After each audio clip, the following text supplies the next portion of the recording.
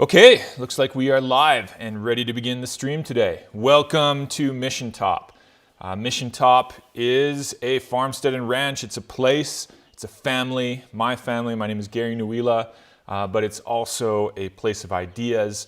It is a way of life. It is a process. And today we are jumping back into our ongoing series on understanding manhood. And we have now reached this episode, which I think will get to kind of the essence of what a lot of us, assume manhood was all along. It's the aspect of manhood that is most in our minds, I think, most of the time. The one that's most pushed to us by the media and movies and a lot of our best stories, right? And so I'm excited to get into that. Before I do so, though, as we've gone along in this series, we've been developing a definition of manhood that can help us frame exactly what it's been across cultures and across time. And I want to go over that again because I've made a little change since last time. And that's been the idea of this series, is to see that if in the process of trying to explain manhood, even I myself, the presenter, could learn something more about manhood. So here is the definition as it now stands.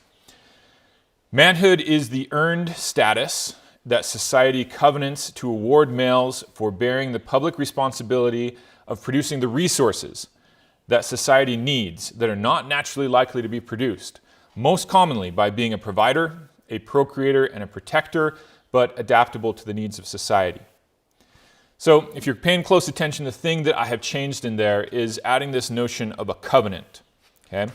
And the place that most of us find this concept of a covenant would either be in legal proceedings, something tied to land or some sort of legal agreement, or you might have encountered it within the biblical narrative of the Israelites and a covenant with God.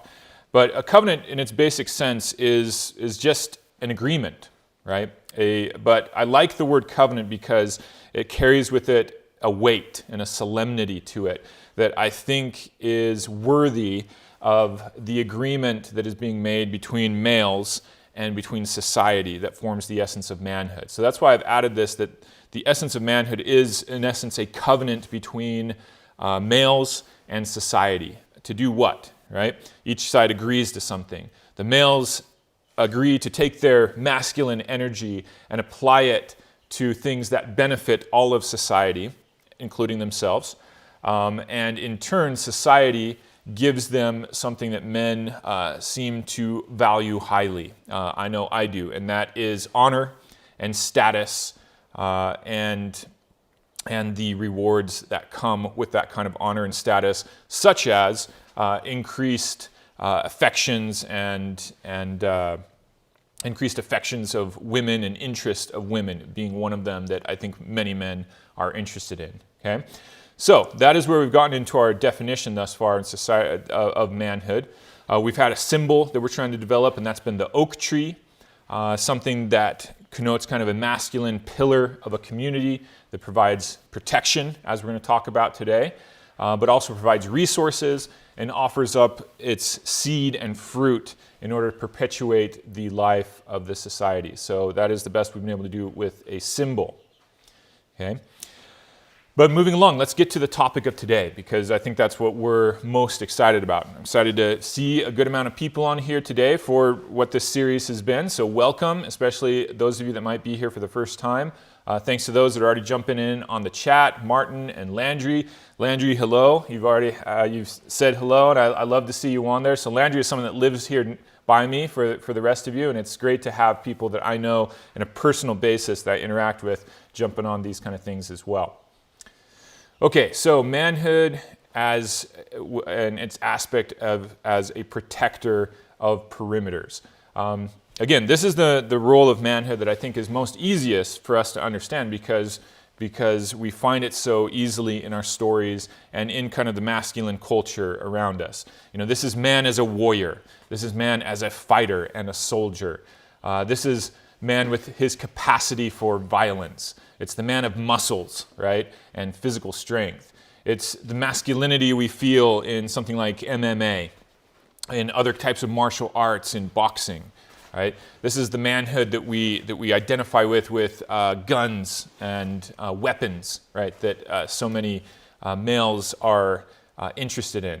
This is, I think, the masculinity and the manhood that we find in American football, for example, which has this element of this slog to defend, one's goal line, one's perimeter, if you will. And that's kind of one of the most manliest aspects of that game that a lot of people feel.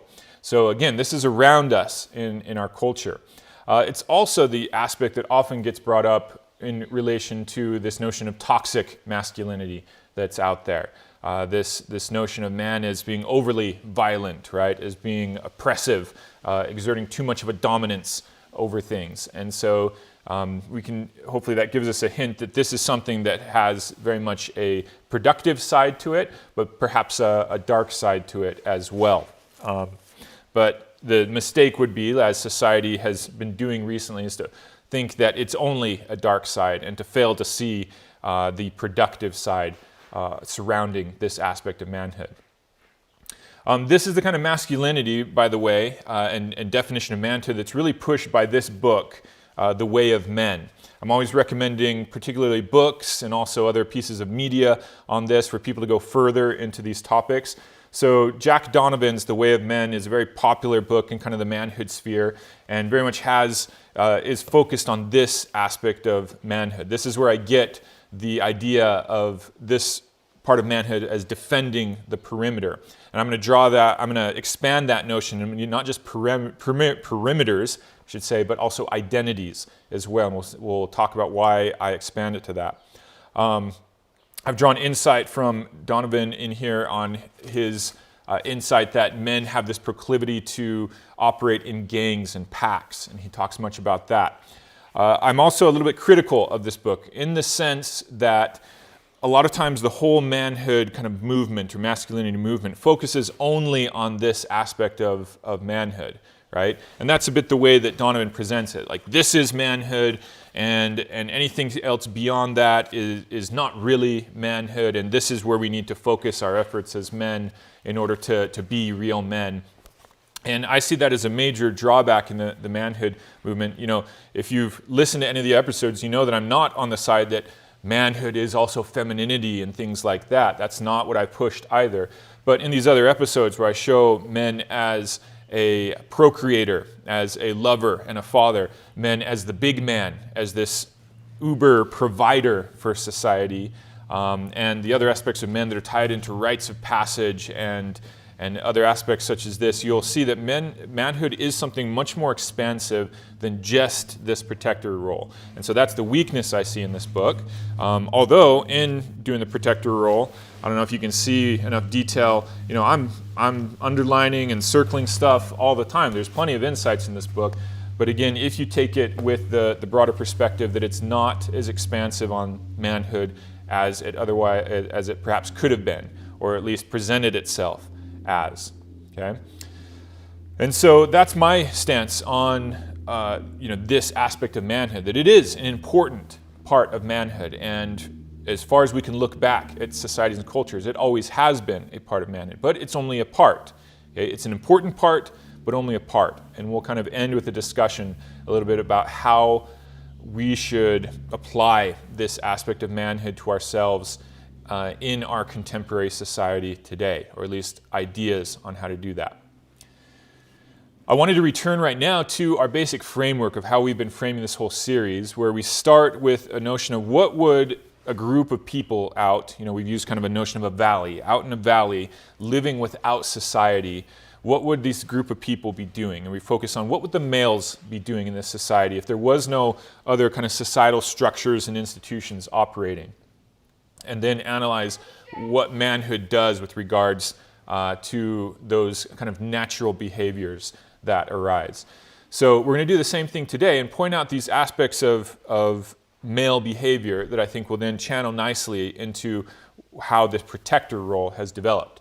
So we've talked about how there is this proclivity of males to form into gangs and packs. We are more pack animals than individualistic animals. There's this capacity for violence and aggressiveness that we see in males, just sort of naturally arise. Though not necessarily all males. as we'll see, one thing that has to be kind of cajoled and pushed men into is fighting in battle sometimes. So maybe some men have this proclivity, but others don't, and it has to be inculcated and trained and almost forced into them by compulsion, right? Okay, so we know that males in a valley of people would tend to have greater physical strength than other people in the valley, than the children and the women and the elderly, right? So that'd be an attribute of these males. Another attribute is that you just don't need as many of these males around for society to continue. If you consider that in a state without society, males would get the women pregnant and continue on society through that.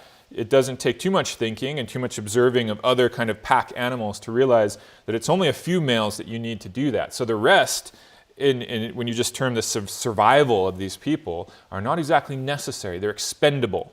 And that expendability comes to be a major reason, I think, why men get naturally pushed into this protector role, particularly as it comes to fighting wars and losing their life in dangerous situations. And that's something we have to recognize as a feature. Okay, in these males, we'd also probably find a very natural preoccupation for status within a hierarchy. So if we have these gangs of males, then naturally there is a competition for status and dominance within that hierarchy. We tend to see dominance as like a bad thing, that one male getting dominant oppresses the others, but that's not generally how it works out with a lot of creatures, particularly ones that more edge towards us, like chimpanzees. It tends to be the more capable males that get up to the higher parts of the hierarchy. So you can see that hierarchies aren't just this thing of oppressing others. It's in fact something that works towards the good of a group. So in this case, it might work to the good of just a gang of males, kind of naturally, and we'll see how manhood expands that out to the wider group of society. Okay, we'd probably see the ability of these males to, in greater ways than the other people around them, to stand their ground when needed to, and to stoically face dangers and repress emotion in those moments. And it's not to say that males can't be emotional. It's not to say that some males, flee at the face of danger. But I think you see in males a greater proclivity to be able to stand their ground and face things with a stoicism, repress emotions, as compared to the other members of that would be there in the valley, the women, the children, the elderly. And I think a natural thing that we see in males is an innate interest in things, right? Objects and tools, which leads to a fascination with weapons, of course. And that's something I think that it is a natural proclivity of maleness. Not to say that others can't have an interest in tools and weapons, or women can't have that as well, but we're just talking like a little bit more of a proclivity, and you would see this naturally. So if you look at these natural kind of things that males would likely have absent society, absent societal institutions, when you bring in the notion of manhood as we've discussing it, which is a societal institution, this agreement and arrangement in society that starts moving males' behavior towards productive means, you can see that because of these attributes of males, all these attributes are very nicely fit into a role that males would be particularly adept to doing, and that would be this role of protecting perimeter, right? And perimeter is the easiest way to understand it, but again, I want to put into your mind protecting an identity at the same time. Because let's say society forms. Now you don't just have males and gangs of males, but you have this identity, this perimeter. You can see it as a little village with the males and the females and the elderly and the children. Well then, if you draw a circle all around those people, that's a perimeter, right? But it's also an identity. Most likely those people would see themselves as one thing, united under something. A joint story such as a religion, for example, or a mythical story that shows how this people arose and became one thing. And so these are physical boundaries, perimeters that men are there ready to protect and defend. But they're also, I already want to prime your mind to the fact that not all perimeters are physical. And I think the easiest way to see how this kind of arrangement would work is by looking at one of the quintessential kind of arrangements of this nature that still exists today and is still tied very much into manhood. And this would be with the Navy SEALs. I have a particular fascination with them because they are such, kind of the epitome of what most of us would think kind of manhood is, or at least one part of manhood. But very easily you could group in with the Navy SEALs, of course, all these other elite protecting and fighting groups, such as the Army Rangers, and I'm forgetting other ones that are also there, but other special forces groups, the Marines in general, right? The tip of the fighting spear with that warrior culture.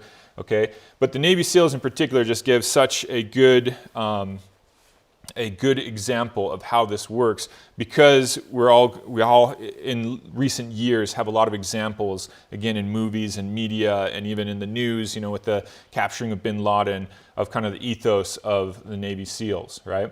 And so one thing to consider is, if you pay any attention to how the Navy SEALs get trained or how you become a Navy SEAL, you have to pass this giant ordeal, right? Which is the basic training, the BUDS training portion of that. And beyond that, the training goes on for, I think, another couple years. And at any point, you can wash out. But a lot of attention gets focused on that initial period where most people that are attempting to become Navy SEALs wash out, right?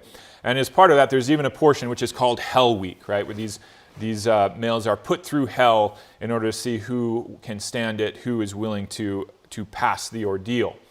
And what's interesting is to ask yourself, why are these males doing this, right? Is there this great treasure of pay? Do Navy SEALs just get they make millions for doing what they do? And the answer is, of course, no. As with most government jobs, there's not some tremendous amount of pay. There's a living wage and things like that, but it's not it's not tremendous monetary treasure that they're doing this for. And so you ask, what is the reason that they're willing to essentially go through hell? And I think the answer boils down to something essentially described by honor and status. And there's a nice little book that's worth a read when you have a moment, if you're interested. It's this one by Tamler Summers, a philosophy professor, called Why Honor Matters. And he really tries to break down what honor is, how societies use it. And he identifies two different types of honor: vertical honor and horizontal honor. And horizontal honor is the kind of honor you get just from belonging to a group, like making it into a group. All right? Vertical honor is the type of honor you get from advancing within a group, by being more capable within the group. So if you think about the Navy SEALs, they're just loaded with both types of honor, right? To become a Navy SEAL, to be one of the elite few that make it through this process, gives you tremendous honor, respect, and status in our society, at least of a certain sort. And then once you're in there, there's a whole another framework within the Navy SEALs themselves as to the vertical honor portion. Those that particularly perform well for the group itself in all sorts of elite, difficult ways get greater honor within the group itself. And so, one of my arguments is that men crave this kind of status, this kind of place in hierarchies and whatnot. And so I think that is mainly the currency by which you get these men to go through hell in very real ways in order to do this task. And the Navy SEALs, who benefits from the existence of the Navy SEALs? Well, the biggest beneficiaries is society, right? So here's how you see how this role of protector could have, in essence, always worked in different societies. You arrange a setting so that for those men that are willing to go through the difficulties of entering into this protective status for the benefit of society, there is a tremendous honor and status associated with it. And when you attach that currency to it, there are many males who are willing to go through all sorts of difficulty and pain and ultimately offer up their lives to have that, right? And it just shows how deeply those kind of things work into or are in the heart of a male, you could say, or many males, and how much they matter to them. So I think it's just a great example to kind of start this out with, to see how this works in societies. All right, moving along, let's move to actual cultures. I've been using this book all along in this series. I think it's the best one I've found thus far, Manhood in the Making, which gives you an example of real cultures in the world, that many which still exist today or recently existed. So you can see what manhood has looked like, because every culture thus far that's existed in the world has had a conception of manhood as differentiated from womanhood. And it's had, despite differences among them, there's been similarities. And that's what we've been focusing on in this series, is to find the similarities that you find in different cultures. So what are the kinds of similarities we see as pertains to this aspect of manhood? Because this is one thing you find in every culture, nearly every culture, I should say, is this protector of perimeters role that comes with the manhood status. Okay, so let's go to Andalusia. This is oftentimes where I like to begin, just because I love Spain. Okay, I've lived there at different parts of my life and think it's a wonderful and beautiful culture, and one that has a strong machismo and manhood ethic to it. So what do we find there? Well, they have this concept of hombría there in Andalusia, which is it translates basically to manliness, but it's tied up with this kind of physical and moral courage that exists in this kind of protector role. It praises standing up for yourself as an independent and proud actor. Okay, so here's a little difference to see. It's not just standing up for something in society or at perimeter, it's also the perimeter around yourself, your identity, standing up for that, being willing to. That's maybe the kind of the first step in developing this protector role, is being willing to stand up for your own identity or perimeter. And so it's holding your own when challenged, right? Whether challenging a group you're part of or just yourself, if it's just your person that's being challenged. It's a courageous and stoic demeanor in the face of any threat, defending one's honor and that of one's family. And here we have these notions of honor being brought in. Much of the potency they see in holding your ground in these kind of settings in Andalusia is based off of a capacity for violence. And here's something very important to realize, because in holding one's ground and standing up for oneself and things like that, there's not often violence involved. In most kinds of settings, it never actually reaches violence. But it's important to notice that with males and men, it's the underlying threat or capacity for violence that exists in those situations that kind of gives them their potency, right? And so a person who is holding their ground is usually and is able to do it successfully, is often able to do it because there is this underlying threat of violence underlying it. And again, you compare this to womanhood, and there are ways in which women can stand their ground on things. And even there are women who would stand their ground physically if it came to it. And we see that out there in society. But to a much lesser degree, I would say, many women are not expected to back up their standing of their ground with a capacity for violence. Women that don't want to do that, for example, we wouldn't expect it of them or have it tied to their womanhood to stand their ground in a physical way. So I'm just pointing that out to help you to see that these kinds of differences, they make sense given the natural tendencies or proclivities that you see in males and females, and the kind of things that ultimately make any notions of like complete equality of behavior and actions within two groups as really rather something quite silly. Okay.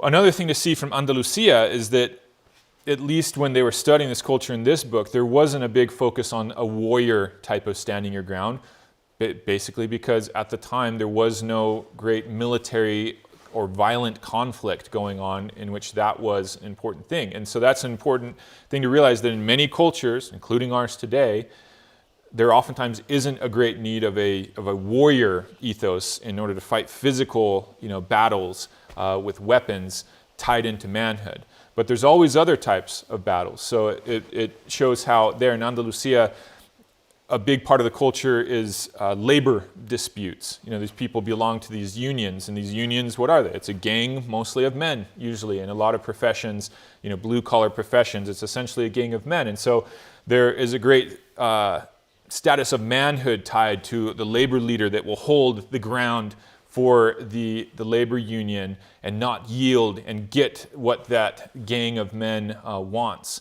and not give in and have that kind of potency to them that is tied into a notion of manhood. So I give that example just to see how these things transfer, that it's not just always just this thing tied to war and battle. There are other types of perimeters, other types of identities that need to be protected.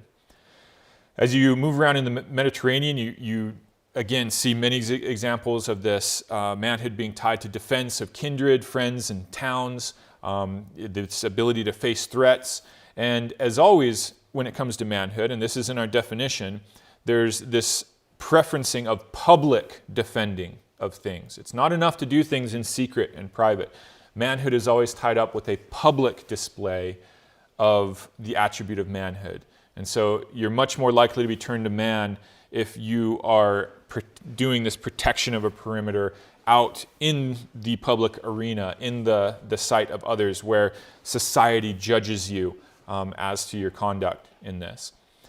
It's worth throwing in the story of Odysseus, the Odyssey, because that's from Greece, and that's there in this Mediterranean culture, and is a mythical story that kind of underlies the Mediterranean culture. And the part that's relevant about the Odyssey is when, the whole story, Odysseus is trying to get back to his homeland to claim his identity as the king and to preserve that identity. And when he gets back, he finds that there's been all these suitors, right, that have been trying to woo his wife while he's been away. So I throw that in so that you can see the tie into sexual protection, right? Why there's this notion in men to protect women and from other suitors and things like that. And if you think about it, it's all tied into this notion of identity, right? If these male suitors come in and are successful, right, in engaging in sex with his wife, then what happens? Eventually children are born. And in those children, his identity is no longer in them, right? And so the whole his continuance of an identity is also threatened. And so he comes back, and through one way or another, he ends up slaying all the suitors and also the women that had, not his wife, I think, but all the other women that had slept with the suitors and whatnot. And again, in order to establish again his identity and preserve that perimeter, if you will. And you could say, these are probably the kind of stories many women love to hate, particularly, in the feministic bent. But at the same time, these are very real things that are happening constantly around the world. If you think about it, it's one of the reasons why war is so tied up with rape, just naturally, right? Oftentimes an imposing force moves in, and what do they start to do? Very naturally, very often they're raping the women and whatnot. And you could say it's just for pleasure, it's just for the individual tendencies of those men. And think about it, it's not that, it is that, but it is definitely not just that. Because when you come into another culture and start raping the women in that way, well, again, children are born. And so no matter what happens in this war and conflict, already you are confusing the identity of this people. As these children come out of this time of conflict and war, and you don't know whose father they are and things like that, you see there's this big confusion of the identity of the whole culture. You're essentially trying to destroy that culture, not just through physical means, but also through sexual means. So this is important to see how so many things in manhood are tied into these other aspects that we've already been talking about, and we gave a whole episode of just talking to men's relationship with sex. Moving over to an island, Truk Island, I believe this one's in the Pacific. There is a strong notion of defending your honor and reputation through fisticuffs, through fighting with others. There's a focus on scars and having kind of nice robust scars showing your potency, and those scars help you to avoid the actual fights. And you'll find this oftentimes a lot in these kind of things that, Men, by and large, don't actually want, or males don't want to fight. They don't want to get hurt. And so there's all sorts of posturing that takes place to try to intimidate somebody to not fight.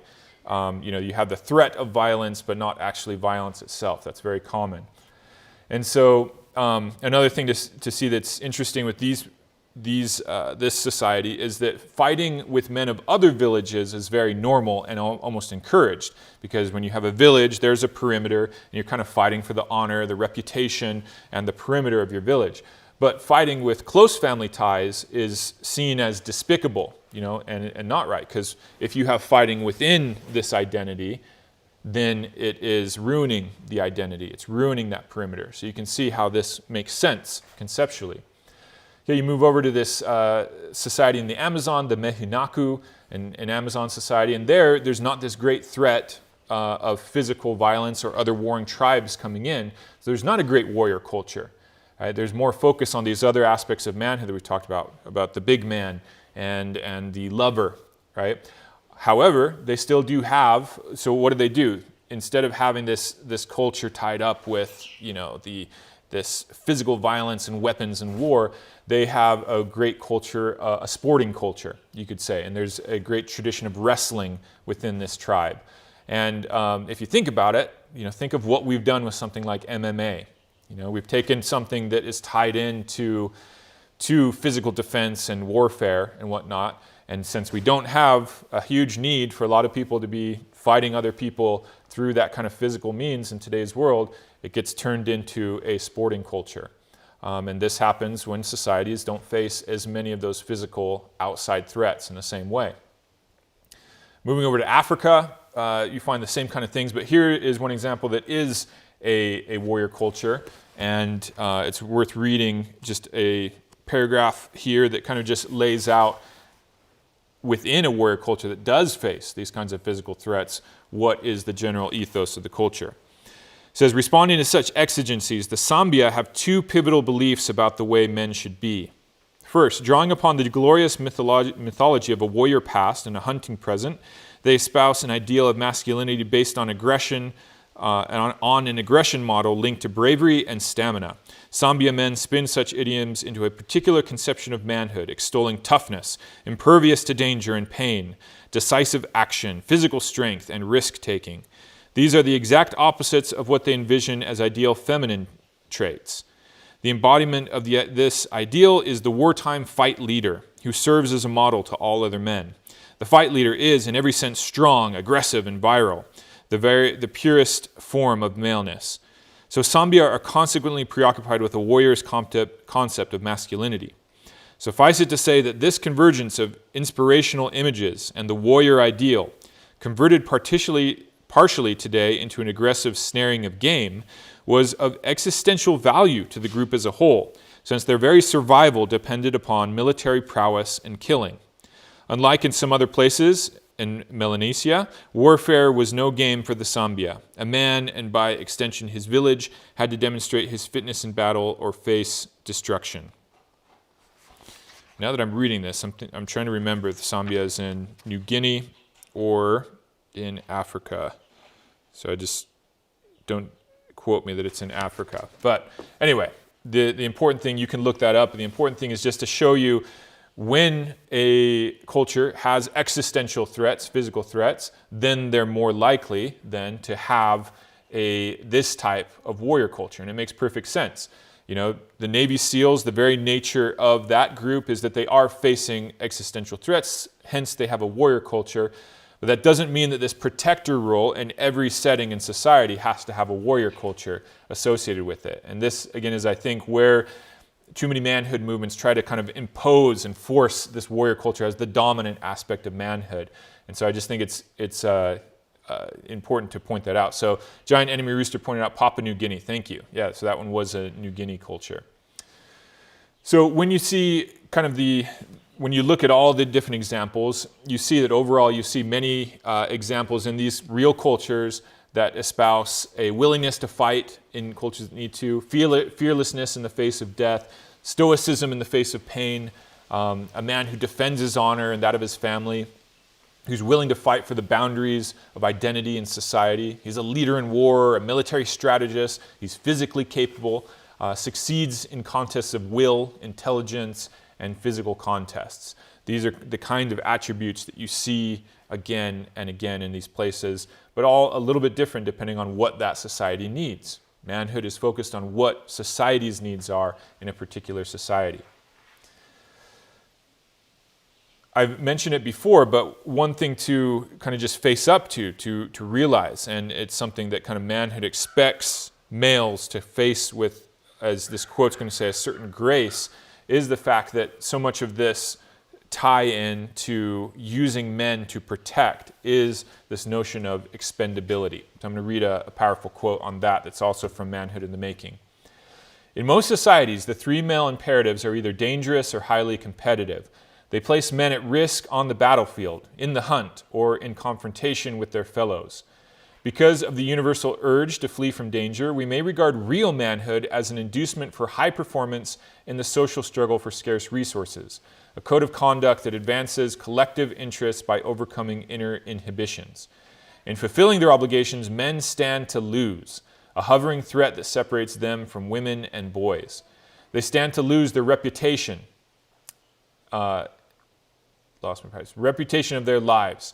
Yet their prescribed tasks must be done if the group is to survive and prosper. Because boys must steel themselves to enter into such struggles, they must be prepared by various sorts of tempering and toughening. To be men, most of all, they must accept the fact that they are expendable. This acceptance of expendability constitutes the basis of the manly pose. Everywhere it is encouraged. Yet simple acquiescence will not do. To be socially meaningful, the decision for manhood must be characterized by enthusiasm, combined with stoic resolve or perhaps grace. It must show a public demonstration of positive choice, of jubilation, even in pain, for it represents a moral commitment to defend the society and its core values against all odds. So manhood is the defeat of a childish narcissism that is not only different from the adult role, but antithetical to it. All right, so the thing that I especially wanted to focus on that is that manhood across the board has been associated with, the expendability and the real possibility of loss in men in this taking on the responsibilities of manhood. But it's not just asking males to accept that role. It's asking them to accept it with grace, right? With a manly poise to say, like, not only will I do this, but I will do it with a certain grace and enthusiasm. And that's something to take note of. A lot of focus today is made on how women make sacrifices in society, in raising children and doing doing a lot of the work that others won't do. There's certain types of work that men pick up in that regard, this dangerous work, and of course women have so much of the work that they pick up that isn't just being done and deserve to be praised for that. But I think as a society, we've been very deficient in recognizing just how much men give up if they are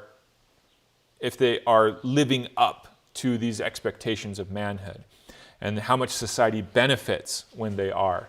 And so it bears repeating again and again that if we could get males back into this poise of manhood, accepting this role, showing what this role is, because it's, once you point it out, this societally benefiting role, everyone benefits, and it solves a lot of the problems we're facing today with males.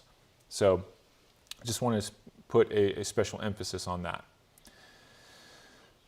All right, moving along.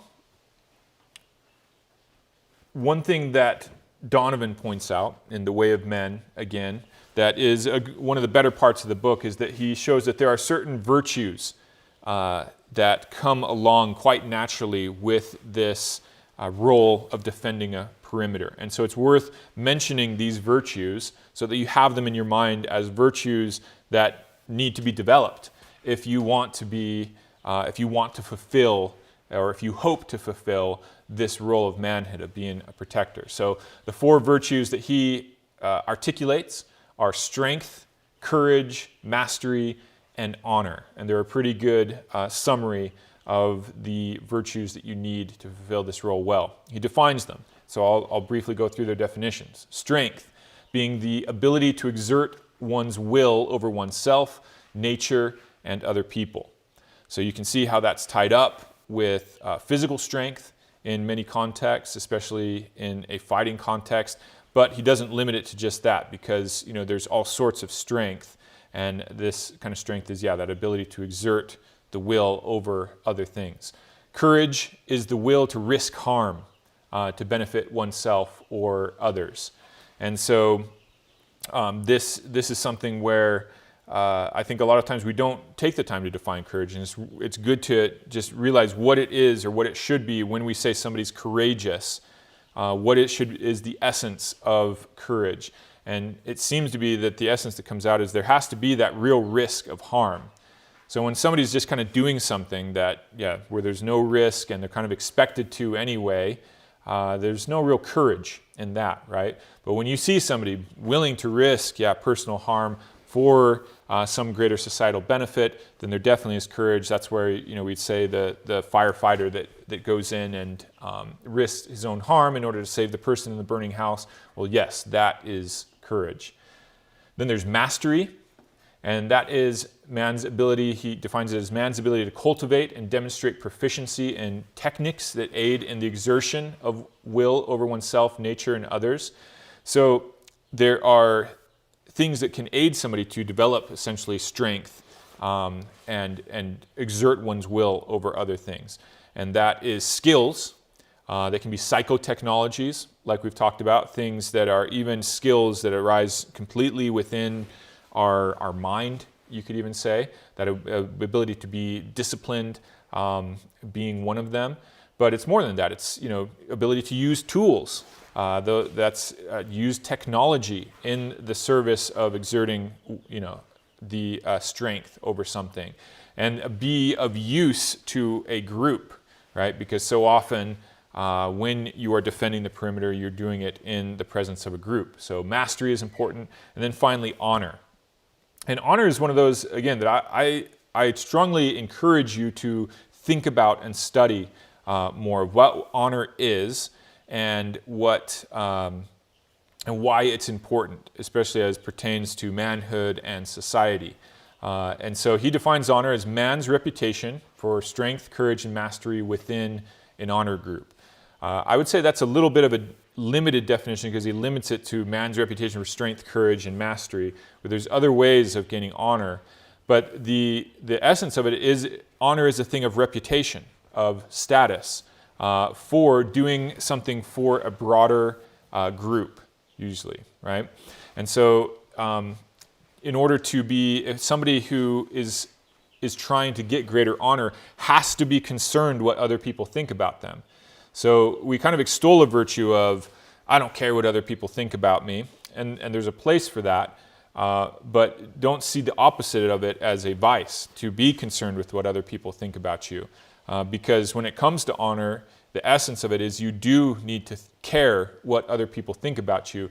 And that's because, when it comes to honor, we're talking about groups. And your honor comes from serving the group, doing good things for the group. A dishonorable person is somebody who doesn't care about the group, doesn't care about their reputation within it, and doesn't care about serving the group. That's a person of dishonor. And so when it comes to manly honor, that's the type of honor that's operating. And as we've talked about, there can be honor that comes from just being part of groups and making it into a group, like an elite sports team, for instance. You get honor just from being part of the group. And then there's a vertical honor that comes from particularly doing well at serving that group and doing better than others in the honor group itself of serving it.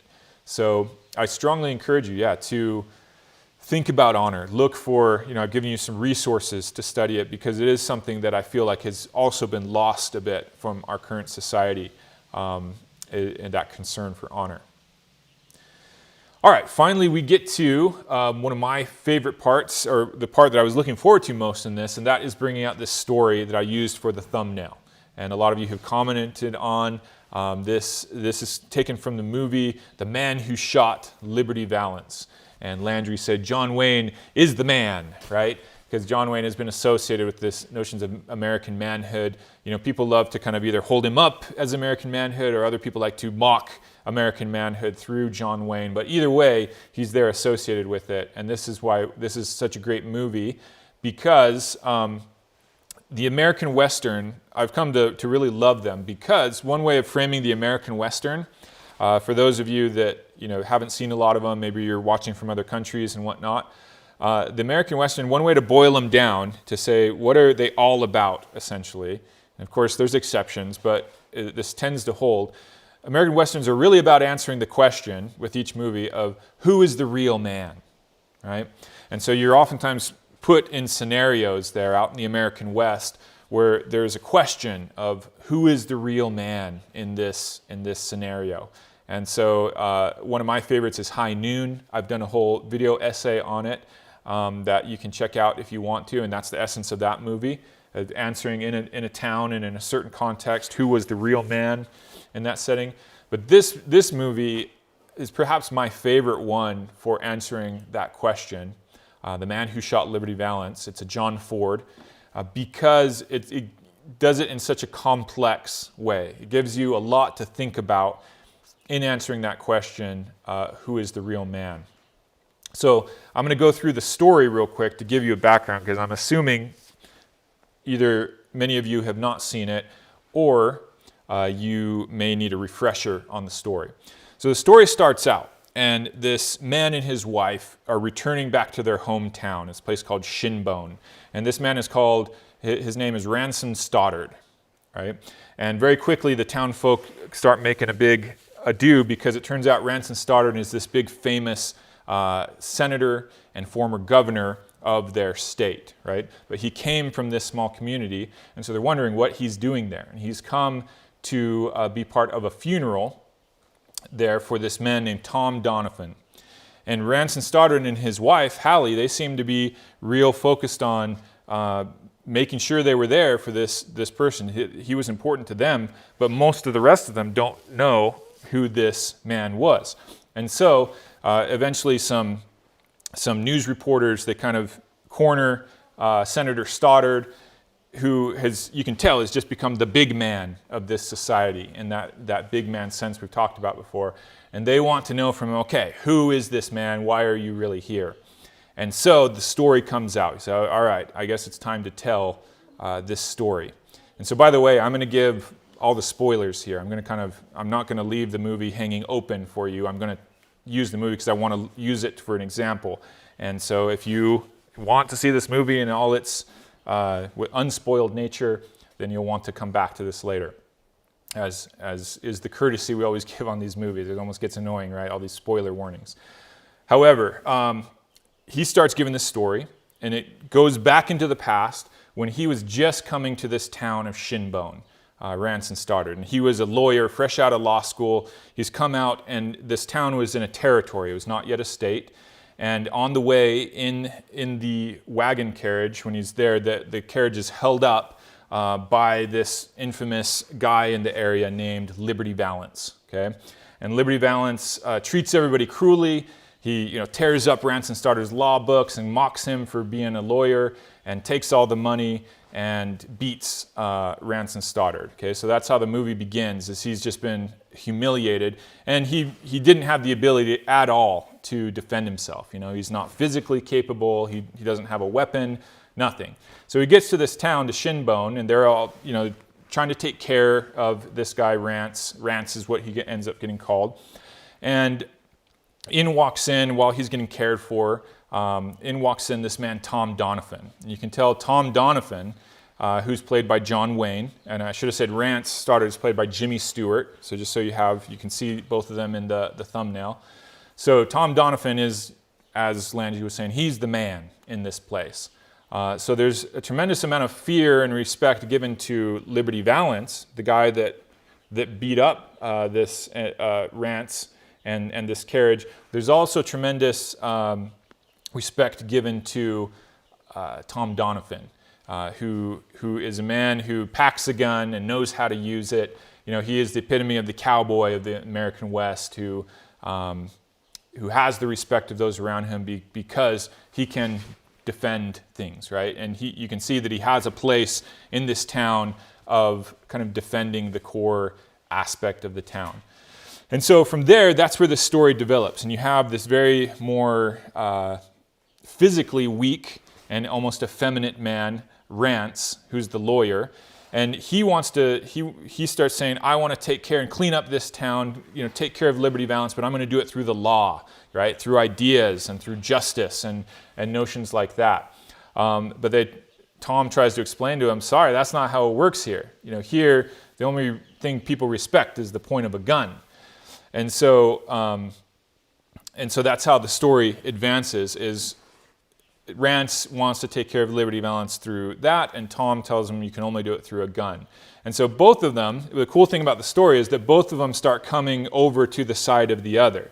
So over the course of the movie, Tom Donovan, John Wayne, he starts seeing that, in order for this town here to advance, to become a state, and to defend itself as its identity as far as like being a town and a society, it's going to need some of this protection that Rance has to offer, legal protection, the protection that comes from a leader who can join people with ideas and a system, a societal system such as a legal system and government and whatnot. So he comes to have greater respect and even promote Rance and his notion of taking care of things that way. Well, on the other hand, Rance begins to learn that, actually a gun is really valuable, and Liberty Valance doesn't respect other things. So Rance tries to start developing himself and being able to shoot a gun, for instance, right? And in between, all the while, the other thing that's at play is there's this girl in town, Hallie, right? Who everybody presumed to be Tom's girl, right? And he even has these intentions to marry her. He's building an extra addition onto his house. He just hasn't popped the question yet, right? He hasn't sealed the deal. But once Rance shows up, Hallie's the one that's kind of taking care of him and nursing him back to health. And so, there's already this tension, there's this love triangle there of who is Hallie really going to end up with, okay? So the culmination of the movie comes from Rance finally has had enough with Liberty, and he's kind of given up on his legal pursuits, or thinking that Liberty Valance is going to be taken care of with the law, and decides he's going to face Liberty Valance with the gun, right? And it comes to the fact that it comes to the point where there is this showdown, and Liberty Valance, by the way, I don't even know who the actor is, but he plays his character just great. He's utterly despicable, and you really don't like him at all. But it comes to this showdown between the two, the shootout in the street. And it's already been shown that Rance cannot shoot worth beans, that he is going to die in this situation. So maybe he's holding his ground and doing his best to be a man in the kind of Tom Donovan way, but he's going to die if he does this. And so they have their showdown, but surprisingly, when it happens, he's able to kill Liberty Valance. Liberty Valance he's pointing the gun at him, and Rance has already been shot once, but Rance is able to finally get one more shot in and take care of Liberty Valance, and Liberty Valance is dead. And so Rance becomes the man who shot Liberty Valance. And at the same time, the elections are going on.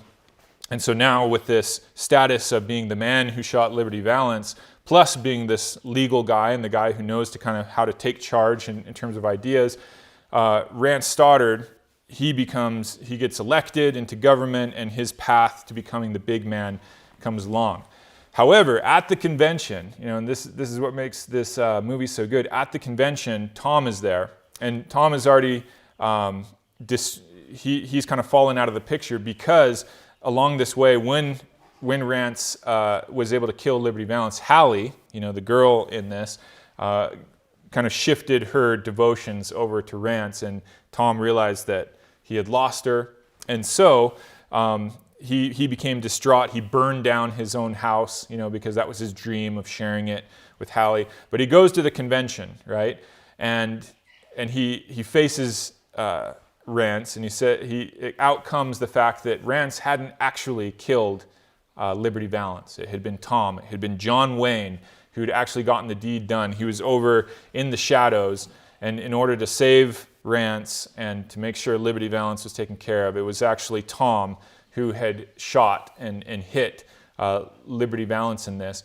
But he tells Rance, because he knows Rance needs to be this, bring in his ideas and his legal notions and whatnot. He tells him that he can't tell the truth, okay? And so, again, Rance gets the girl, he gets elected, he becomes the big man, the territory gains statehood. He protects, the statehood had been threatened by ranchers, and that was a thing I needed to put in, that Rance had this ability to put in, the legal protections to protect the identity of this town, to gain statehood, and again, to establish a perimeter around the state, and he becomes the big man, the man who shot Liberty Valance, who gets all the glory. And Tom Donovan, he doesn't get the girl, and he fades into obscurity. So by the time that at the end of the story, Rance is coming back with Hallie, his wife, nobody knows who Tom is. He's faded out of the picture, and only them can give him the honor that's due by coming to his funeral and honoring him. And so this movie, it's brilliant, but it's also brutal, because it has these things such as Hallie sneaks away at the beginning of the movie just to go visit that house that Tom burned down. You can tell there's this longing, this thought of, did she make the right choice choosing, the lawyer rather than, the physical protector. And then at the end of the movie, Rance looks at the coffin as they're about to leave, and somebody's placed a cactus rose on it, which used to be Hallie's favorite thing, and which Tom had at one point given her. And he sees that, and as the train is driving away, and the movie's about to end, Rance says to Hallie, who put the cactus rose on the coffin? And she said, I did. And so this movie is so brilliant because you have this interplay of two protector males, right? But protectors in different way. You have the physical warrior protector, if you will, that knows how to use a gun, that has that stoic resolve in the face of pain. And so you have him, and then you have this other protector that has this other ability, but he lacks the physical ability. And there's a lot of the movie where he's in this effeminate role. He's in an apron, he's serving others at a restaurant, right? And so it really plays down this way that these two characters contrast to each other, and you're supposed to ask, who's the real man? And again, it's brutal because in the end, Rance gets to be the big man, but here's this thing he faces up to, that his wife, even that went with him, has this longing back towards the physical protector who first loved her.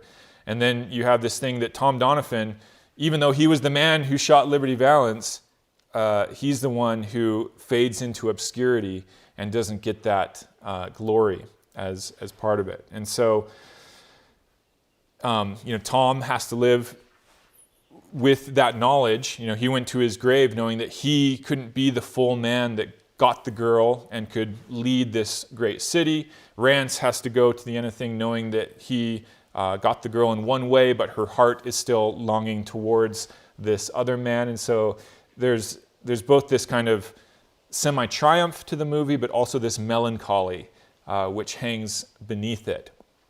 And so how does this apply to what we've been talking about today?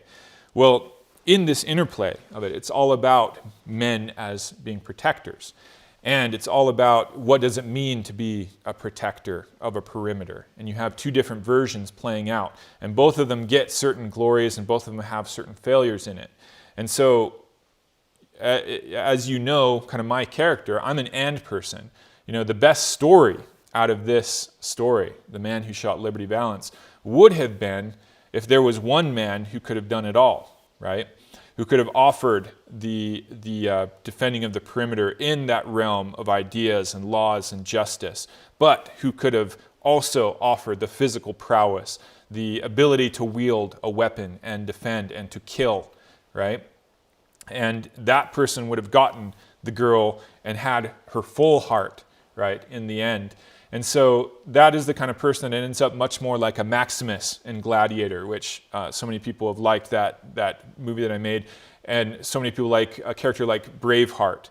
You'll notice how Braveheart lays the scene very well to show you that, at least as portrayed in the movie, Braveheart has an education. He has a romantic side that he pursues, in wooing his wife. He has cunning. He has all these things. But he's also this brutal warrior when it comes down to it as well. He's intelligent, but he can kill. He can wield a weapon. He can lead men militarily. And so, and then another example is Aragorn from Lord of the Rings, right? Through the course of that whole journey, you kind of see how he falls finally into this king notion, which encapsulates all these other aspects of manhood: the lover, the big man, the warrior, all these things. And that is the most satisfying kind of man.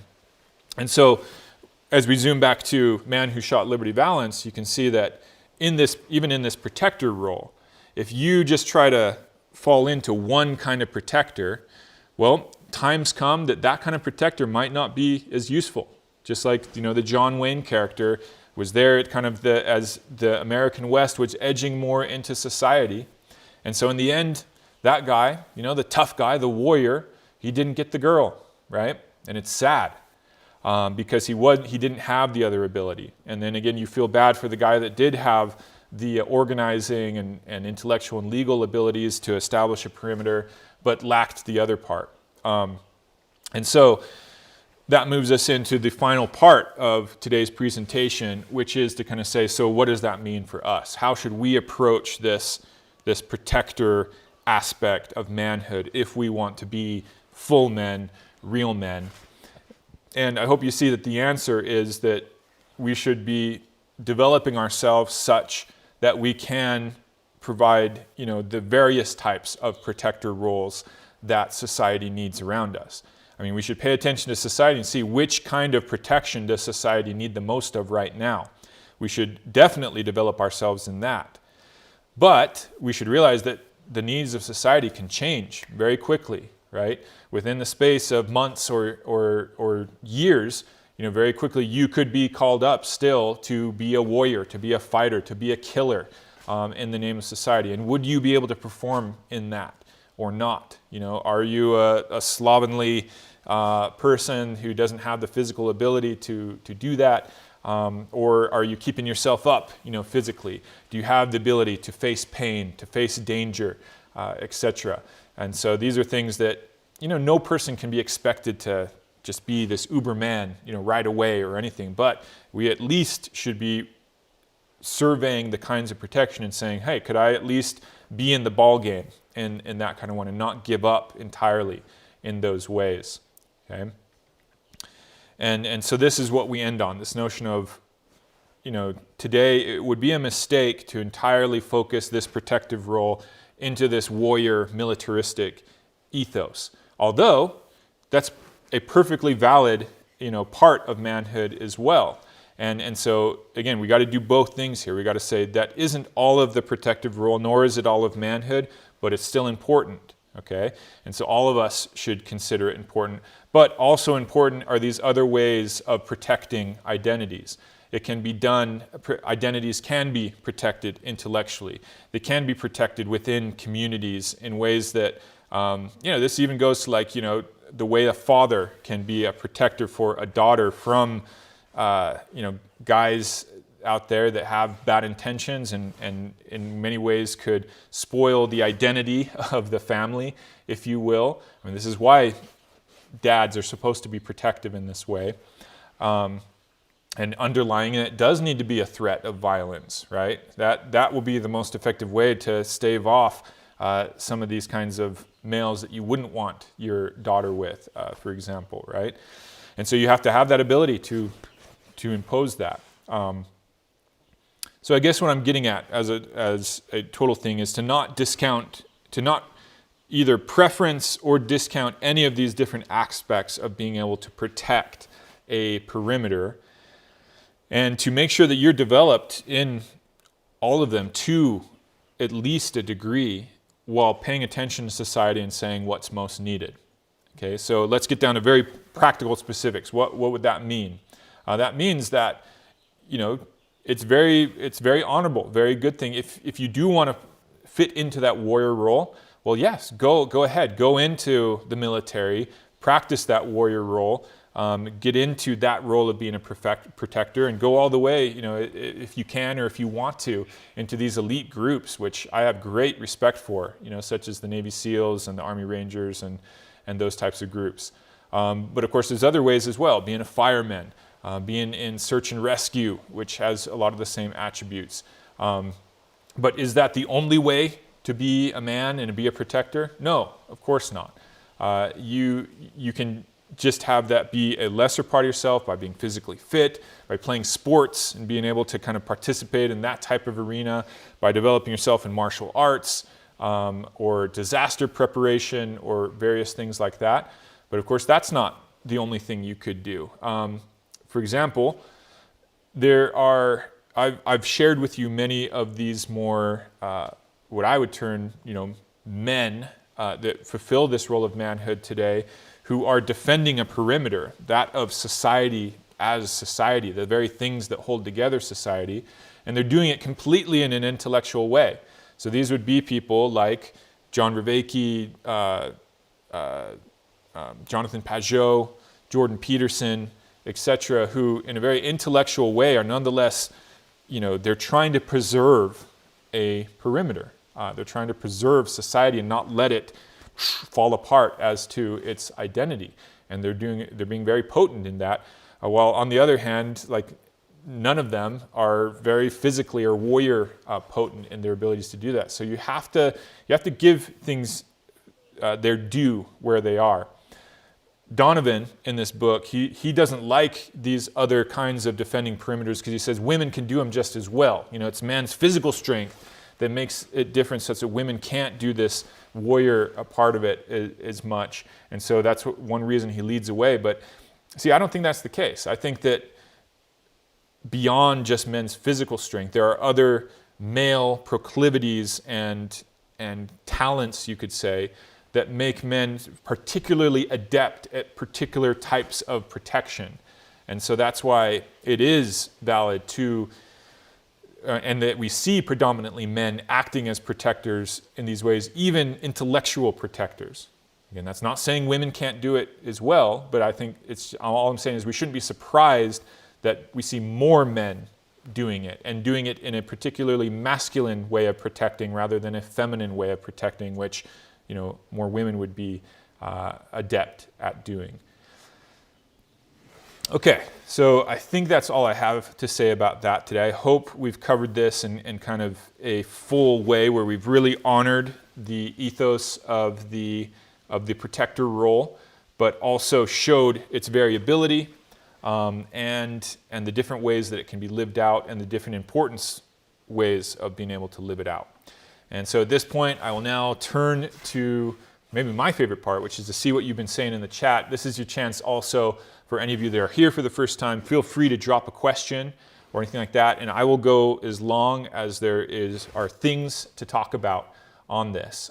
So anything to do with this topic or any questions you've had overall with this series or anything at all, really, feel free to drop the question, and if I can, I will answer it. Oftentimes, I am not able to answer it, but maybe I'll think about it and be able to answer it at a future date. Okay, so Martin says, being in a great hockey team, I experienced firsthand what hierarchy is good for. In teams where there was no hierarchy, there was not that awesome team spirit. Everyone played for themselves.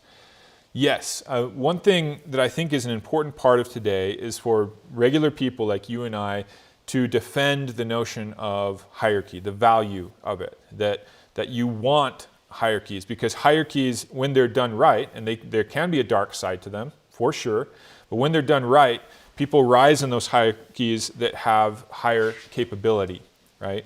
And in having them be in a higher place, the whole group, whether it's a team, a gang of men playing a team, or a military division, within the military, you want those people that have greater capability and things higher up in that hierarchy because everybody benefits from it, and that's how it should work. And it works that way even when it comes to animals that are hierarchical animals, and it should work for us as well. That being the case, again, I've also tried to introduce this idea that being up higher and lower in hierarchies does not connote a higher amount of better or worse in some sort of moral sense or some sort of value sense. That we need to also look at the bigger picture and see that everybody can play vital roles wherever they are in the hierarchy. So it's, we got to see the vertical nature of the world, but also the horizontal nature of the world in that, and talk about that out in society, get these ideas spreading out in ways that kind of counter some of the notions that have sought to just destroy hierarchies altogether. So yes, I'm glad you brought that up. It's a great example. Martin also said, the modern philosophy of self-fulfillment very much goes against the ideal of manhood, as man sacrifices this self-fulfillment, whatever that means for him, in order to do what is right. So yes, I totally agree. I mean, these notions of the self and self-fulfillment, they very often carry with them this notion that what's good for you, that it's okay to do things that are good for you that aren't necessarily good for other people. You need some me time to you, and stuff in that kind of vein. And there is an element of truth to that, right? However, the better way to put it is to recognize this exchange and covenant nature of the world. That what actually is better for you is for you to outward focus and make things better in the societies around you, whether it's your family or community or whatnot. Because as it turns out, like every single one of the most precious and best things in life comes from other people, right? Whether it's money, whether it's sexual love and pleasure, whether it's other things, all the best things come from other people. Praise and honor and status, that only comes from others, right? And so the way that it should be framed is that what's in the interest of your self-fulfillment is to serve others, right? And it's this crazy way, not crazy, but it's this wonderful way that the reality seems to be structured, that there's always a way, that's my faith, there's always a way for things to turn out good for everyone if we do things in the right way. And manhood is a great example of how societies have gotten things, all societies have been able to arrange things in a setting that worked to the good of everyone. All right, Wyss brings up archetypes in this. You probably see archetypes, and that's another thing. I had this book to kind of hold up as well. I'm sure a lot of you have already encountered it. It's one of the kind of standard manhood texts, but this one, King, Warrior, Magician, Lover, which focuses on the archetypes of manhood, and the warrior being one of them, which is where this would fit into today. I like the word protector better because I think it better captures the range of this archetype. Because in so many settings, you don't need a warrior, but you do need these protectors or perimeters in all sorts of different ways. And so that's where I see the better archetypal term as protector rather than warrior. But this book is a great read anyway, and I recommend it to anyone. Okay, Wyss also says, before destroying society, maybe let's keep what works first, especially when the person requesting the change is incompetent. That's the idea of, and so, this is the idea. This is kind of, one of Jordan Peterson's rules that he puts out, before you, I'm not sure the word he phrases it, but essentially before you destroy society, maybe you should build your own competence first and your ability to both create society and maintain society before you try to alter it and replace it and those things. So, this is, for example, one thing that I think hasn't gotten enough attention in the history of the world, for example, and that's in the American Revolution, which can be termed as a society that decided to destroy the hierarchy around them, right? But the one thing that very much gets missed is how much of a base there already was of new ideas, of a new way of doing things, an alternate way that had some some validity to it. I mean, you don't have to agree that the American way is the best way, and certainly it has its problems. But there was a preparation there, an intellectual preparation, a physical preparation, such that when the time came and was decided to destroy the current hierarchy, there was the very real possibility of replacing it with something better, right? And that doesn't get nearly enough focus in the history of the world, because as far as revolutions go, it's very often the French Revolution that gets the bulk of the attention in the world of the throwing off of a hierarchy. But you look at the difference there, and the amounts of bloodshed and the way that revolution kept on going, because you just keep on destroying things without something much better to replace it with, and you're just going to have to keep on knocking down whatever comes. It's just a different version of bad, right? And so I really think I'm not trying to, I'm not a person with the United States. You hear me mention it a lot just because it is my culture, and I want to show the good parts of its story, but I'm also not a person that is this person that can see no wrong in his own culture or anything. So when I say that I think the world should pay more attention to the American Revolution, I'm not suggesting that it's like some element of perfection, let's say, or it's only good or whatnot, but it has a great deal to learn from, and things very much like we're talking about, the nature of hierarchies, when hierarchies should and can be cast off, how to replace hierarchies, whether you should or whether you shouldn't. Once you replace them with, how does that happen?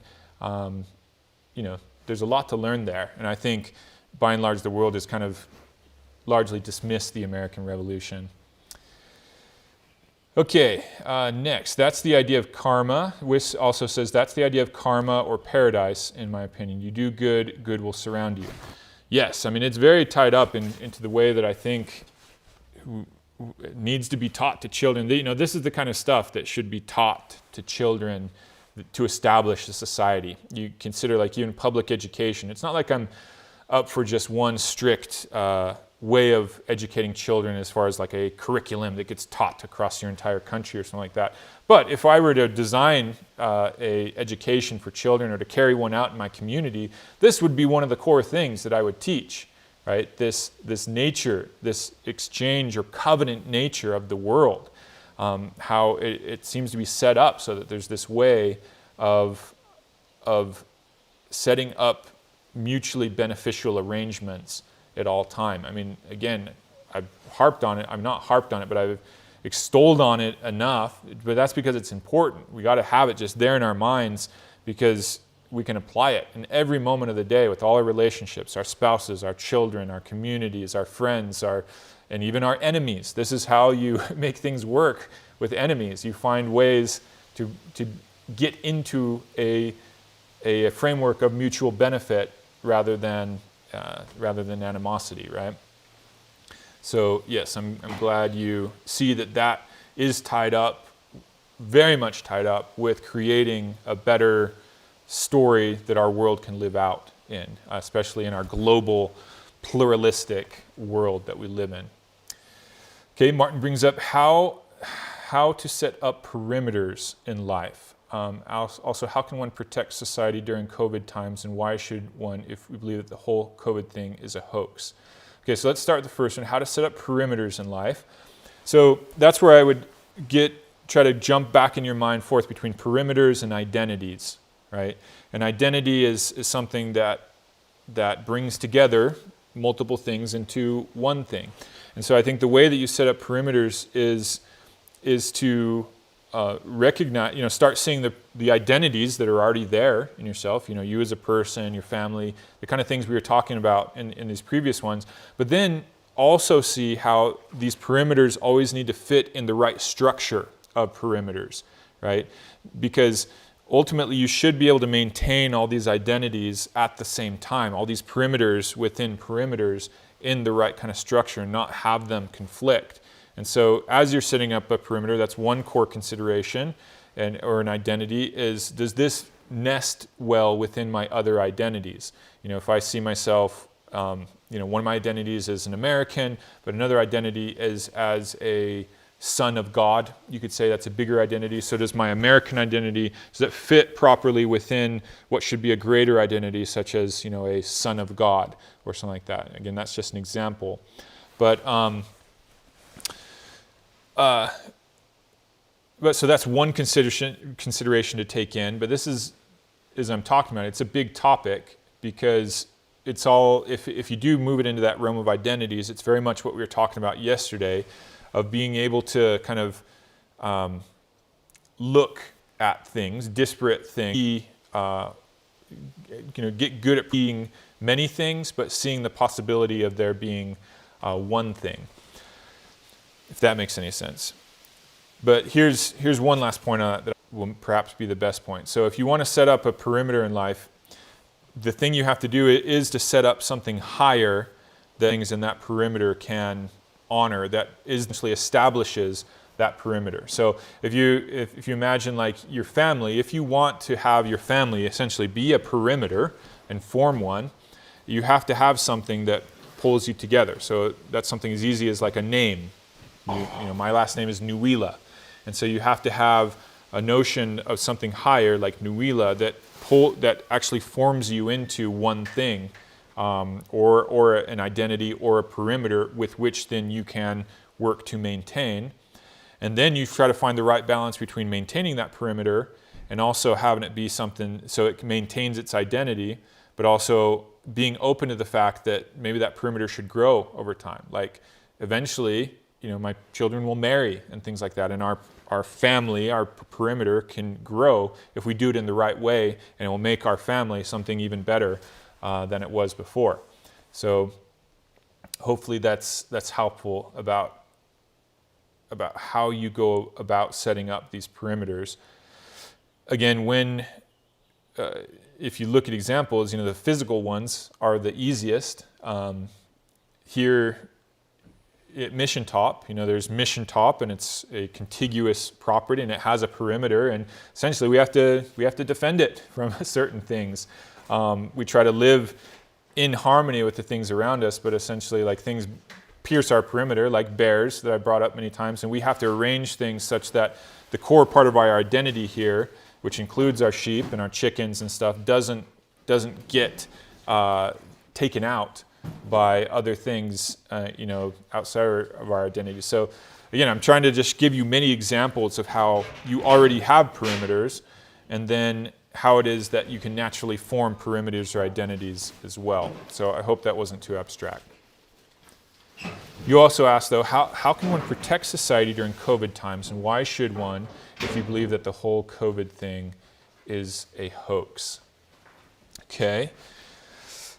There's different ways of approaching that question too. So it's a broad one. So I think one thing I like to do, like during these COVID times, you've already seen me do it, is to ask that question, what would have been the best story out of this whole COVID situation? Because the best story probably would have taken something like our society and the way that our society is facing COVID, and the best story would have been one that saw us acting heroically in the face of this threat to the perimeter of our society, you could say, and see us acting heroically, forthrightly, and in ways that ennobled our society. Certainly we see all these examples of how it hasn't, but we need to be the people that say, well, what would have been better, and how could I then try to live that better out in the ways that we can. And so my version of better would have been to protect the vulnerable in our society and do whatever means it takes to protect those that needed to be protected, those with vulnerabilities, the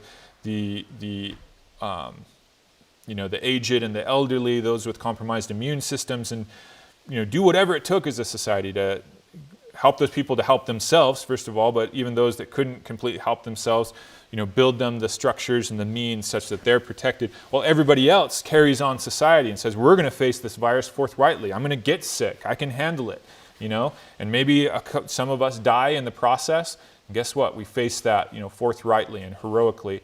So in the ways that I can, one of the reasons, not the reason, but one of the reasons we moved to Mission Top is that we could continue to live in a way that allowed us, at least in our family, to do that. And we've been able to live through COVID in a way that we could feel more forthright about, that we weren't just hunkered down, under the thumb of authorities, not being able to do the things that we'd want to do. We said, well, let's realize we still have agency and sovereignty in how we approach this, and let's put ourselves in a place where we can continue to act in the way that we want to, face this disease in the way that we want to. I've still had to make compromises.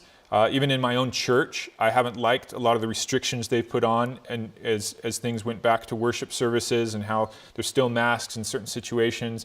And in order to, be a part of a society in which I am not up higher in the hierarchies, I give respect to the hierarchies, even though I disagree with them sometimes. I wear my mask in certain settings, and then as soon as I can, I take it off. So I'll make compromises in those ways. But in the other ways that I have more control of, I've tried to act forthrightly. And, at this point, I think I'm also ready to make some videos and things to kind of put out some of these ideas of how society as a whole could have acted more forthrightly in this.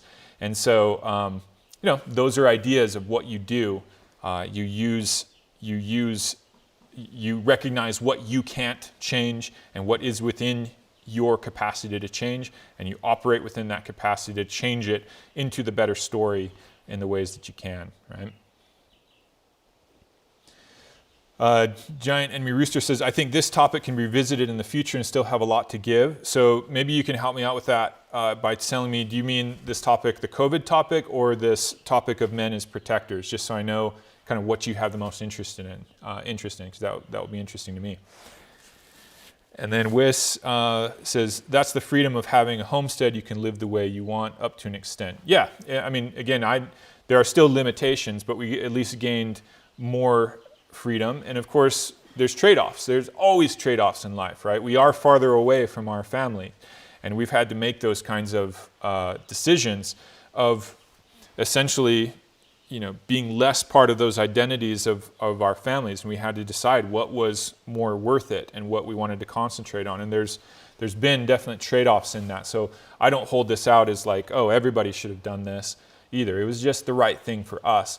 But I think once we start thinking about it, all of us still have options, that we can act, within which we can act and produce more of the situation we want. And that's very much something I like to encourage in people, is realizing, again, how much of the world is within your sovereignty and control, and growing in your ability to exercise sovereignty over your life in ways that are in harmony with others, but nonetheless allowing you to, create the reality that you want around you. Okay, John Enemy Rooster says, and we have a new person I've never seen, Himanshu Saini, so welcome. I'm always glad to see new people on here and new names. So welcome and feel free to participate. John Enemy Rooster also says, in The Art of War by Sun Tzu, there's a line that says, he will win whose army is animated by the same spirit throughout all its ranks. I think in this video we covered a lot of warrior defense. Perhaps in the future you could share your thoughts on offensive action. Okay, fair enough. I think that's worth talking about. Although, I would throw in there that I think the only valid, overall stance militarily is one that's defensive. I don't see too many notions of an overt offensive, conquering type of force in the world, because especially militarily, you're always dealing with force, right? And me, I think that force should be used to at least to be possible. That being said, of course, within defending yourself and threats from outside, even to gain back, territory that you might have lost, or make a counterattack or something like that. For sure, there are moments that you need to be able to act offensively to push back forces, even if your overall stance is defensive. So yes, I do agree that would be an interesting part of it, and something that does need to be there in a protective stance is the ability to be offensive, right? And that's even just to say that kind of brings to mind, like, even in a non-militaristic sense, there is something to being offensive to others. That being offensive is not always a vice, but something that's called for sometimes usually in order to preserve some sort of identity. So yeah, that would be a good thing to consider. I'll try to pay attention and see what material and ideas I can start gathering in that, guys, and see if it could ever come together enough that there'd be something worth presenting. You also say, I'd like to hear more of your ideas on the topic of warrior, perhaps war and conflict in general, what it means to have true peace in the context of real conflict. And yeah, that one, I don't know if I'm even going to try to give any insights today, but it's stuff more that I'll think of. And it's because, myself, especially in a war context, that's one that I have the least amount of experience in, especially any physical type of war, because I've lived, I was born in 1982 and just have never had any sort of major war conflict. Even the United States and its Afghanistan war in Iraq, all these different conflicts. I mean, they've been in the grand picture of things compared to the greater societal conflicts of the past that societies would face.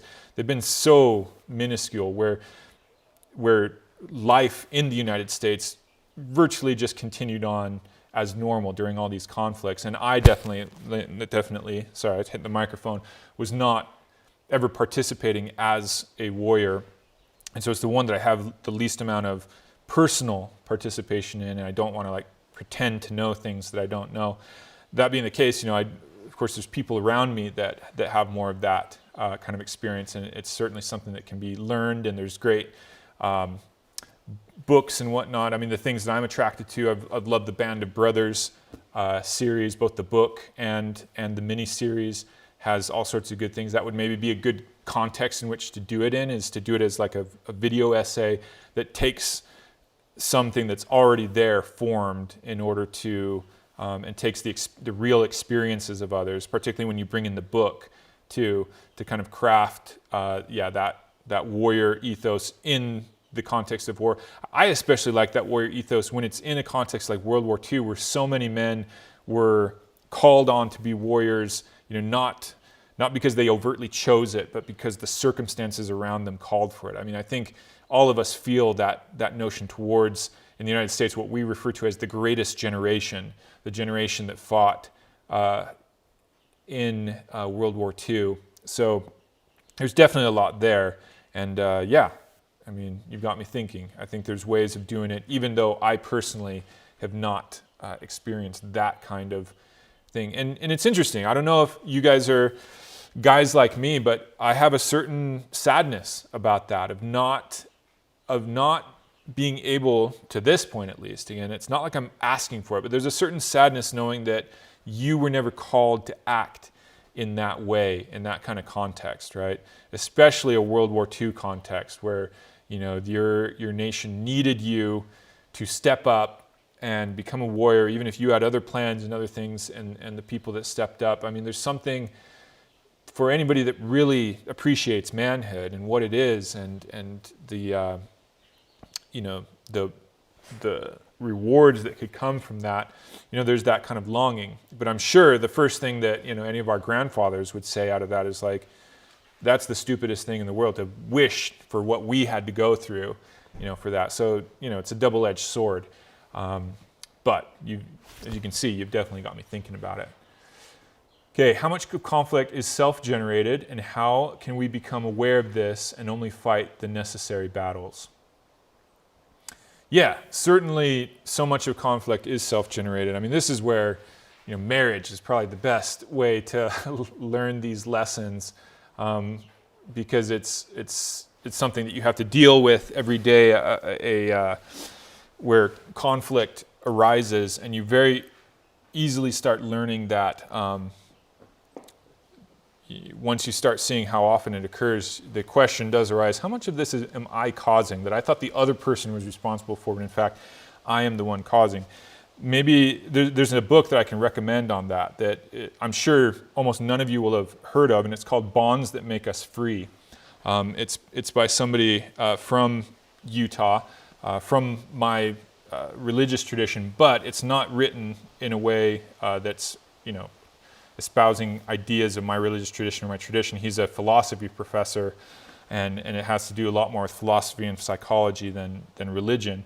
But the very premise of this book is that anytime you feel animosity, your heart is at war towards another person, right? Irregardless of what that other person has done, okay? You are in the wrong, right? That part of you that does that is in the wrong, okay? And so the notion of this book is that irregardless of, this doesn't mean you become this passive person and let people do things to you. That's irrelevant. That's not what he's talking about. What he's saying is that when you feel that animosity towards another person, your heart goes to war against another person, you have already created the wrong. And it's becoming of you to say, oh, that's wrong in me. I need to change that part that I can change. And the crazy thing is that when you change that part, when you decide I'm in the wrong about my heart being at war, I need to essentially, repent, change my heart, as it were.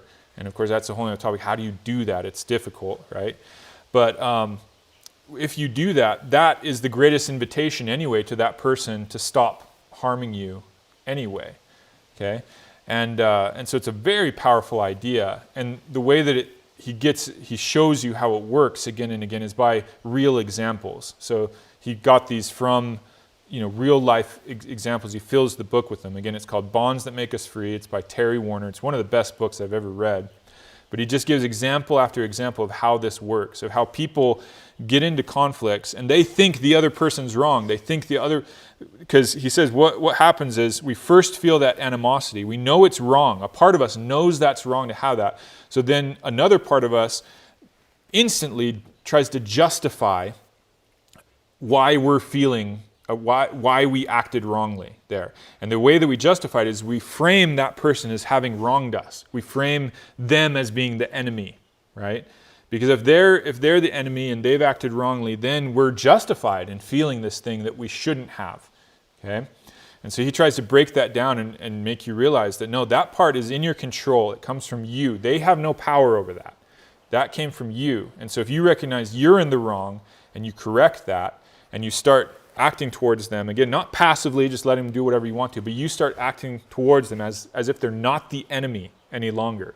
And they sense from you, this guy is not in conflict with me. It's an invitation to them to reciprocate and do the same thing. And again, the best place to practice this is in the context of marriage, where you're in a conflict and things, and you're so convinced that other person, you're engaging all your mental abilities to make the best arguments of how they're wronging you, right? And if you can just pop out of that for a second, that box, the way that you framed the world in that context, and say, wait a second, like I create those feelings. Like I'm wrong in the fact that I've gone to war against this person I love. I need to change that, right? And then you see them again from a different place. You burst out of that box, that paradigm, you see them from a different place, and it changes the whole dynamic, such that usually when they sense that changing, because we're so acute at sensing these things, they then change their stance too and do the exact same thing. So I'm saying this is worthy of a whole, maybe one of these videos, is how this works and bringing out the ideas of that book, Bonds That Make Us Free, because it's extremely powerful to realize how much of this is in our control. He labels it off as self-deception in how he labels it off. But anyway, probably too much on that, but it is a deep and important topic. Okay, Wiss says, that's so true. War is hell, but in a way I miss not having to go through that test, but easy to say when you didn't go. Yeah, and I think one series that shows this really well is The Pacific. It was kind of the counterpart series to Band of Brothers. I don't think it was as good of a series, but what they did hit through on this was this guy who so much wanted to go to war because his friends were, and of course, it's crazy. I'm sure it's like this other places too, but in the United States, like there were literally young men committing suicide when they learned that they were ineligible to go off to war like their peers were. And so you had this guy that so much wanted to go, but once he was in there and in the thick of it and in the hell of war, he changes that mentality that this war is just terror and all the ideals have left, and of course it breaks him in a lot of ways, and from then on it's about survival along with his close friends and mates in that war, and just sticking to that gang of guys trying to survive. So yeah, there is something I think to both of it, but I've seen a couple of examples, and in that book the other day that I talked about, the Metaphysical Club that talked about American pragmatism, that was the exact same experience of this very important American historical figure, Oliver Wendell Holmes, who eventually was on the Supreme Court and is one of the most important justices. He had that exact same experience where he had this idealism, wanted to go to war. Once he got in it, all the idealism faded away, and he just turned to trying to survive along with his fellow soldiers and stuff in that context. So yeah, I've learned enough to know not to actually want that to happen, even though there is a part of you that wants that, who wants to have participated in that. Okay, Martin says, I share that sentiment. Every time I watch Band of Brothers, I feel this deep wish in my heart of wanting to be a part of Easy Company in World War II. Yeah, and that movie probably makes it more than any other, right? The theory reminds me of Extreme Ownership by Jocko Willink. Oh, I have to check out his version of that, Wiss. I like Jocko. I don't listen to him on a regular basis, but in his general, let's say, approach to the world, it seems like a very helpful approach, one that's not full of animosity, like you say. So you can see that maybe he is practicing this in a very real way and probably has his own way of explaining it. The Scuffed Man, that's a new name. Glad to have you on here. What's your thoughts on men who miss the brotherhood which exists with soldiers in combat zones? Greeting from Sweden. Yeah, greetings. Glad to have you along. I think there's definitely something of that there. I mean, when I look at my best relationships, they've come from my religious mission, which, again, it's something completely different from war in all sorts of ways, but in the fact that the way that my religious tradition does it, the Latter-day Saint Church, it's very much like being in the trenches of a kind of a psychological war, of being away from your family, and you're just there with these other guys, and some of them you hate. You get paired up with guys that you're not compatible with at all. But some of these guys, you very much align with, and you're going through very difficult things together, and they create some very deep bonds. Had that with a business partner. Same thing. The way that we started up a business, working out of his basement to start it off we're starting it off of credit cards and just a dream and that kind of thing. But in that process of working together alongside with another man, some very deep bonds are formed in that. And then at one point we were in some canyons in southern Utah where we were stuck in a flash flood, and literally we're in a position of fearing for our lives. One of the only times I've ever felt like that. And going through that together, again, there's something that just binds men together going through that. So that means that outside of the war context, there are situations like that. Anytime you're working with other men in a difficult, fraught, and especially dangerous situation. So you see this in firemen, you see this in police forces, of course the military, you see this in search and rescue groups. And so if you want that, if you crave that, there's ways of creating that for yourself, becoming part of those, because a lot of us could if we really wanted to. But then there's things like, again, I've given an example before. My brother has this little group of guys, and they go out and they climb mountains and they run really long distances together, and they kind of prove their abilities to each other. And just being able to be part of them together is is probably the biggest honor they have, is that anybody that can hang with them and that they like, that's there's that notion of honor of just being part of their group. It's called Mediocre Amateurs. It's a YouTube channel. You should check it out. So anyway, the important thing is to see they just created that out of whole cloth. They just started with other guys going and doing difficult things together, and I'm sure they forged a very strong bond with each other through the process of that. So it's something that any of us can create in the context that works for our own life. Or there's all these other natural professions or volunteer situations or whatnot that can also provide those for us. So that you don't have to actually go to war in order to get the same sort of bonds with other men. With that theory, okay, we already read that. Giant enemy rooster. I think that is where the root of my identity crisis comes from, the absence of this calling to honor in such an explicit way. Yeah, for sure, that's where society has utterly failed males, and aspiring men, you could say, in society, is that it doesn't offer the right context in which to earn that honor. There's not a lot of options available for that kind of thing. I mean, there still are some, again, don't get me wrong, but it's made it much more difficult today because even this notion of manhood is belittled in the ways that we've talked about.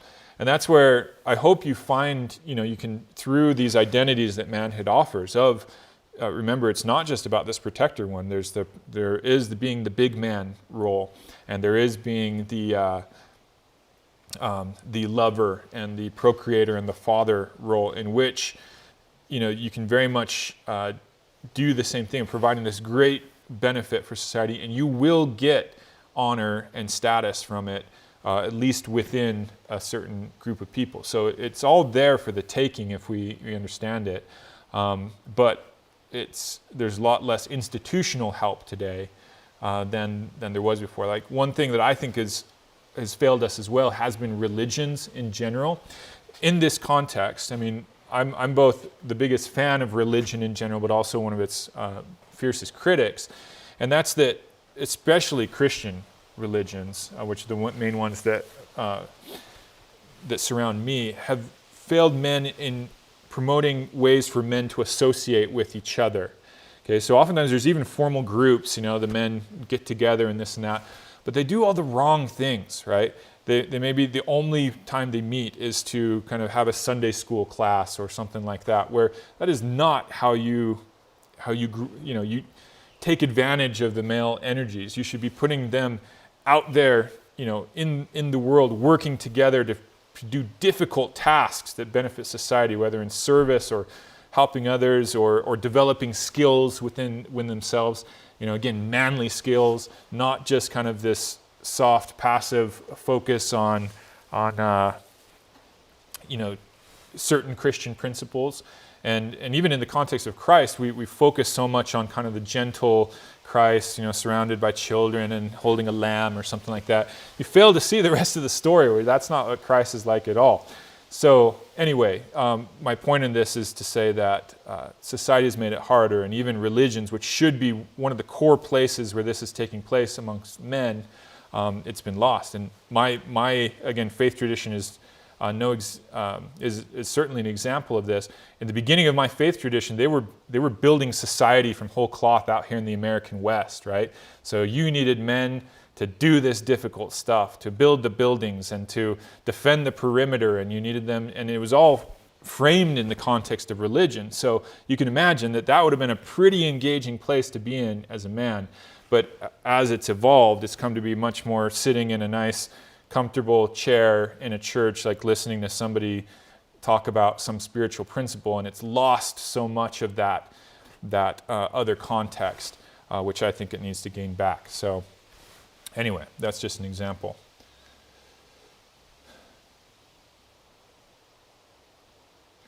Okay, Martin, I wonder if it's really possible to be stoic on the inside during a conflict. The outside seems to be pretty manageable by controlling your muscles.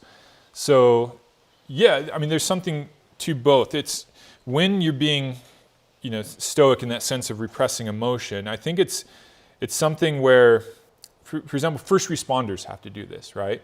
When they come and there's carnage all around them, to which there might even be people there wailing and moaning and have lost, their minds and abilities to operate. They have to be able to suppress that impulse as humans to be able to act effectively. But that's not to say that all that stuff isn't affecting them, in which point they need to have ways of having an outlet of the kind of what that carnage and the emotions that's bearing within them. But there's also a need to be able to act effectively in that moment. And that's where I think that, again, women can do that. Women can be paramedics and first responders and whatnot. But I think men have a little bit more of a proclivity towards it, of being able to act in that way. But men break too. Again, you see this in the battle films and things like that. A lot of men can't operate out there. In fact, I didn't read a quote that talked about how, that reminded us how even in these warrior cultures and even on the battlefield and stuff, it's very often the case that men have to be forced at gunpoint to fight, right? And men can, break down and lose themselves in the battlefield when certain events happen. So, yeah, to be stoic, I think, doesn't mean to make all those things not be happening within you, but I think it means to channel them and control them for a time, and then there's got to be some wisdom in how you deal with those things that are still there. Let them out, channel those built up, passions or tensions into productive means, as we've kind of seen with manhood. So it's a good point to bring up that it's not a virtue just to make yourself dead to life, and it's pretty much impossible. Those things will come out in some way, and you have to be able to handle that, right? Giant Enemy Rooster Martin, I think when Stoicism kicks in, you become identified with your insides, and then you're able to perceive it with a detached point of view. Okay. Wiz says camaraderie is best served with group suffering. That's definitely part of it. It's something that can bring together a group more than anything. And I was coaching soccer at a decently high level, just at the level of my high school where I played here in the United States, and definitely suffering and taking advantage of that suffering was almost more of a bonding agent than was the triumphs together, although having success together is also important. Martin says, at this point for me, it's fake it till you make it. That can be part of it, to kind of embody an identity until you can, you embody an identity in order to then kind of grow into it. Sometimes you have to act it out, even when you don't have it through and through in your body. So I'm glad you guys are making these points. The boys transcending mortality. Gary, do you know the book Wild at Heart? I want to say I've heard that one, although I don't think that I have read it. So let me just put it in here into my computer for a second. I'll check it out. Because again, I'm always up for other... Oh, yes. Wow. Okay. It's funny because every time you guys bring up these books, I'm like, have I read that one? It turns out I have. And that's another one of those where I really liked some aspects of it, and then when he got in too much into kind of a particular point of view, the way he was using certain religious concepts, I didn't like all of it. But certainly I enjoyed it and found much good in it. So yeah, so that's another book for any of you that are looking for another book to read. Wild at Heart, worth checking out. And the one yesterday by Campbell that somebody brought up, I had read it. And in fact, I had it, the funny thing was, I had it sitting on my desk, another one of those that had been collecting dust for a month. So I could have done another blow off the dust out of that one, but it was sitting right there, that book that was brought up yesterday. Okay, you said you've read that book. I can give it to my dad on Father's Day because he's Christian. Yeah, so that one's very much tied into a Christian context. And it's not like I didn't like some of that Christianity part of it, but other parts it just didn't land with me. And so, not to say that it wouldn't with other people. In some tribes, there's a ritual, so Giant Enemy Rooster says, in some tribes there is a ritual to reintegrate warriors back into society. Yeah, that's smart, right? You can see how these rituals were to help things to happen that wouldn't otherwise happen. And so you could see, that going out there and being a warrior is going to damage people in certain ways, and then they need this way to reintegrate.